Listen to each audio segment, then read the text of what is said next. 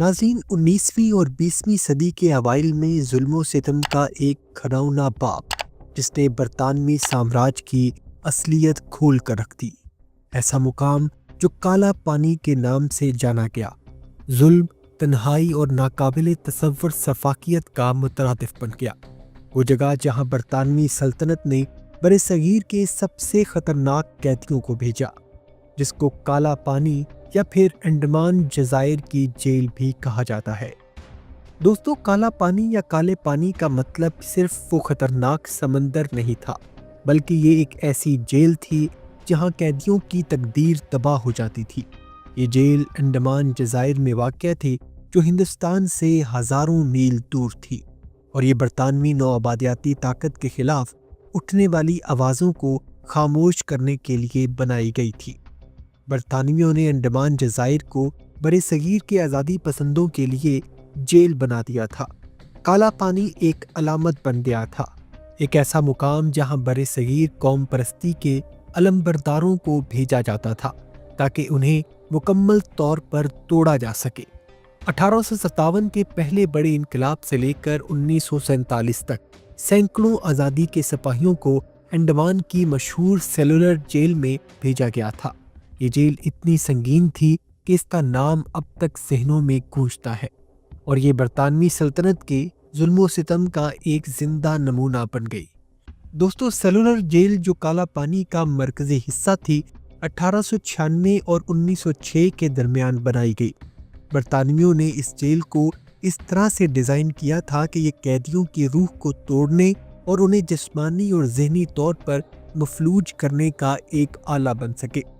اس jail کو اس طرح سے ڈیزائن کیا گیا تھا کہ قیدیوں کو ایک دوسرے سے بات کرنے کا موقع نہ ملے۔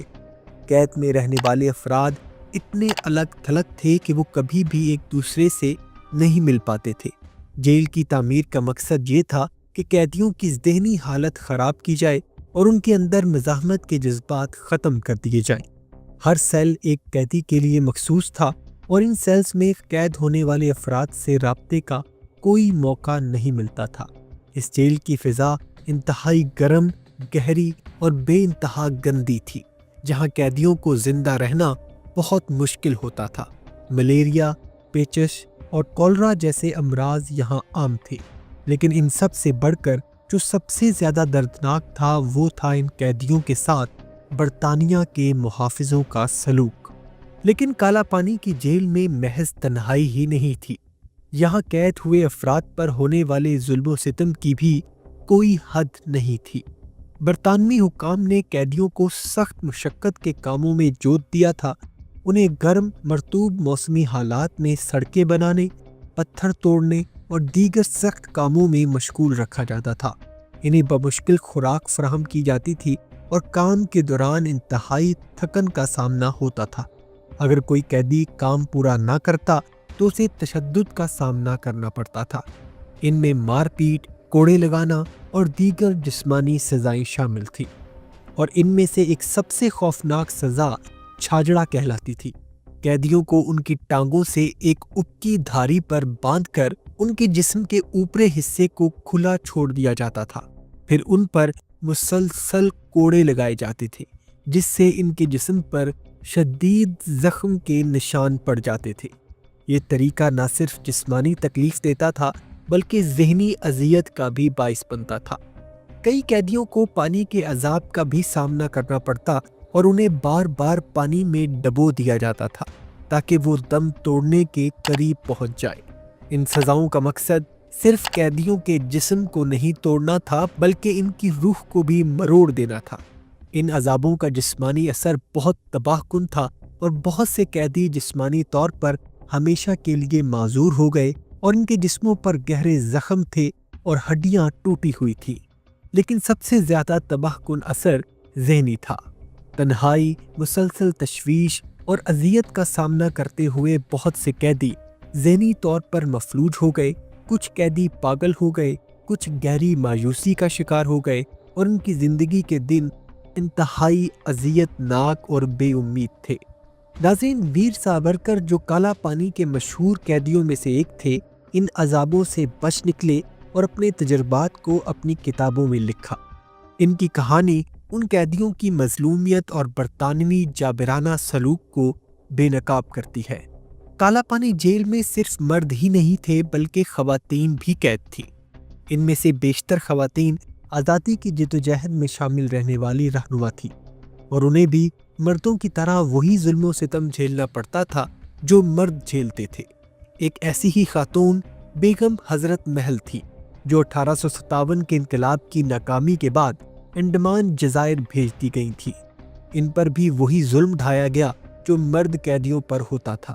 قید میں رہتے ہوئے انہیں جسمانی اذیت، بھوک اور ذہنی عذاب کا سامنا تھا، یہاں تک کہ خواتین قیدیوں کو جنسی تشدد کا بھی سامنا کرنا پڑا۔ حالانکہ ان کہانیوں کو تاریخ میں اکثر دبا دیا گیا ہے۔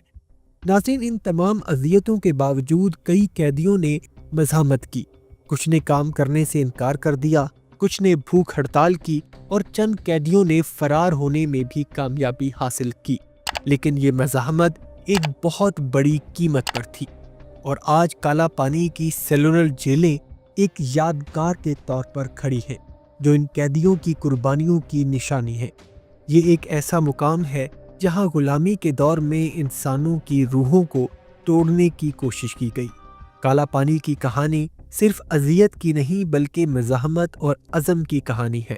یہ برصغیر کی آزادی کی جدوجہد کی ایک ایسی حقیقت ہے جسے کبھی نہیں بھولا جا سکتا۔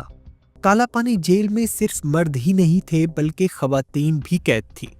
ان میں سے بیشتر خواتین آزادی کی جدوجہد میں شامل رہنے والی رہنما تھیں اور انہیں بھی مردوں کی طرح وہی ظلم و ستم جھیلنا پڑتا تھا جو مرد جھیلتے تھے۔ ایک ایسی ہی خاتون بیگم حضرت محل تھی جو 1857 کے انقلاب کی ناکامی کے بعد انڈمان جزائر بھیج دی گئی تھیں۔ ان پر بھی وہی ظلم ڈھایا گیا جو مرد قیدیوں پر ہوتا تھا۔ قید میں رہتے ہوئے انہیں جسمانی اذیت، بھوک اور ذہنی عذاب کا سامنا تھا، یہاں تک کہ خواتین قیدیوں کو جنسی تشدد کا بھی سامنا کرنا پڑا۔